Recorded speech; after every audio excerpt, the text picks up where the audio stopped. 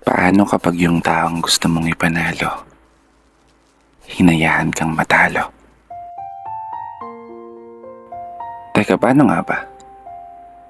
Kapag yung taong inasahan mong magiging kakampi mo sa lahat, siya rin pala ang makakalaban mo sa dulo.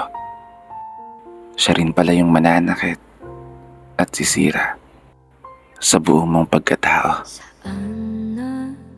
Paglilinaw lang ha, hindi ko to sinulat para saktan ka o ipaalala yung taong nanakit sa'yo. Sinulat ko to baka sakali lang na mapagaan ko yung nararamdaman mo. Kasi hindi biro ang maiwan. Hindi biro ang ipagpalit sa iba.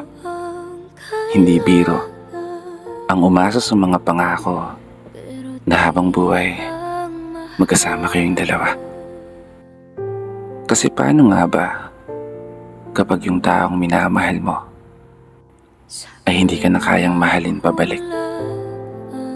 Paano nga ba kapag tuluyan ng nanlamig yung dating mainit at matatamis na halik? At mas masakit pa doon, yung bigla ka na lang ipagpalit. Paano ka nga ba makakabangon muli?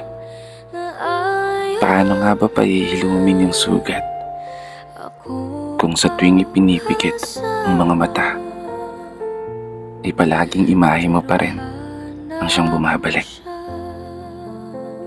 Oo, naiintindihan kita sa punto na mahirap naman talaga kalimutan agad yung taong minahal mo ng sobra.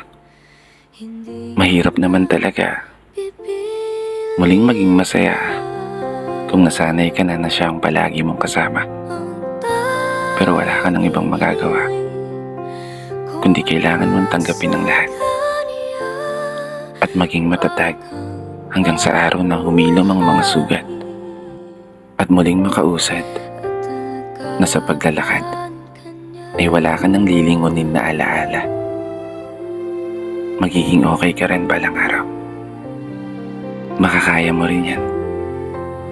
Mas mabuting gawin mo ngayon, mag-focus ka sa sarili mo at mas mahalin pa ang sarili mo. May dahilan ng lahat kung bakit nawala sa'yo. At yun ay marahil sadyang hindi pa para sa'yo. Palagi mong tatandaan, ang pag-ibig ay isang sugal na minsan pwede kang matalo at pwede kang manalo. Magtiwala ka lang sa kanyang mga plano dahil darating din ang araw, mangyayari din lahat higit pa sa mga hinihiling mo. Isang mahigpit na yakap